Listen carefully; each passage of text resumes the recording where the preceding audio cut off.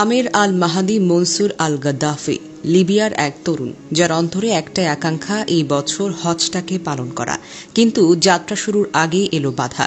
এয়ারপোর্টে ইমিগ্রেশন আটকে দেওয়া হলো আমেরকে, কারণ তার নামের সঙ্গে যুক্ত আল গাদ্দাফি, যা আজও বিভিন্ন সিকিউরিটি সিস্টেমের হাই রিস্ক হিসেবে চিহ্নিত লিবিয়ার পুরনো রাজনৈতিক ইতিহাসের কারণে। কিন্তু ততক্ষণে তার পুরো হজ মিশনের দল প্লেনে উঠে গেছে, আর কিছুক্ষণের মধ্যেই প্লেনের দরজা বন্ধ হয়ে গেল, উড়েও গেল। অফিসাররা সান্ত্বনা দিল, কিন্তু তখন আমের আটকে আছেন কেবল একটি নামের জন্য।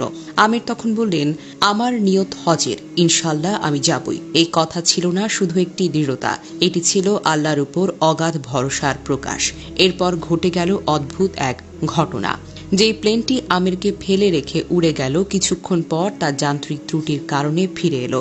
মেরামতের পর প্লেন আবার প্রস্তুত, কিন্তু আবারও পাইলট দরজা খুললেন না। আরও একবার প্লেনটি উড়ল, কিন্তু দ্বিতীয়বার তা মাঝপথে নষ্ট হয়ে পড়ল। এবার পাইলট নিজেই ঘোষণা করলেন, আমি আর প্লেন চালাবো না যতক্ষণ না পর্যন্ত আমির আমাদের সাথেই থাকে। এই ঘোষণার পর অফিসাররা আমিরের সব কাগজপত্র চূড়ান্তভাবে ক্লিয়ার করলেন। তৃতীয়বার উড্ডয়নে কোনো সমস্যা হয়নি। শান্তিতে হজের উদ্দেশ্যে রওনা হয় সেই ফ্লাইট। এই গল্প ছড়িয়ে পড়ে মুহূর্তেই সামাজিক মাধ্যমে। অনেকে বলছেন এটি ছিল খোদার হুকুম। আমির বলেন, আমি শুধু হজে যেতে চেয়েছি। আমি বিশ্বাস করতাম যদি আমার হজ লেখা থাকে তাহলে দুনিয়ার কোনো শক্তি আমাকে আটকাতে পারবে না। তবে অনেকে বলছে এই গল্পটা মিথ্যা, কিন্তু না, এই ঘটনাটি inside the Haramain verified Facebook পেজে শেয়ার করা হয়েছে এবং সামাজিক মাধ্যমে এর বেশ কিছু ভিডিও চিত্র ছড়িয়ে পড়েছে। তবে আমিরের এই ঘটনা আমাদের কি শেখায়? এক, ঈমান যদি হয় অটল আর নিয়ত যদি হয় খাঁটি, তাহলে আসমান জমিনও আপনার পক্ষে কাজ করবে। 2, মানুষ ঠেকাতে পারে না যদি আল্লাহ আপনাকে ডাকেন। 3, হতাশ হওয়ার কিছু নেই, ভরসা রাখুন সেই সত্তার উপর যিনি সবকিছুর উপর ক্ষমতা পান। শেষ দৃশ্য ছিল এক হৃদয় ছোঁয়া মুহূর্ত। আমের প্লেনের ক্রুদের সঙ্গে দাঁড়িয়ে ছবিতে হাসছেন। এই ছবি এখন ভাইরাল।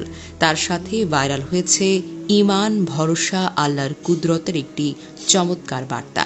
এটি শুধু একটি ঘটনা নয়, এটি একটি শিক্ষা, একটি উদাহরণ আর একটি ঈমানের গল্প। সৌদি আরবে প্রতি বছর লাখো মুসলমান একত্রিত হন হজ পালনের জন্য। এখানে জাতি, ভাষা, বর্ণ বা ধন সম্পদের কোনো পার্থক্য থাকে না। সবাই একসাথে এক পোশাকে এক কিবলার দিকে রওনা হন। এটি মুসলিম উম্মার একত্ববোধ ও ভ্রাতৃত্বের জীবন্ত প্রমাণ।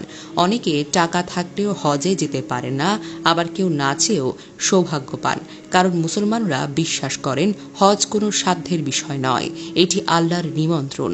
তিনি যাকে চান তাকেই ডাকেন তার ঘরে।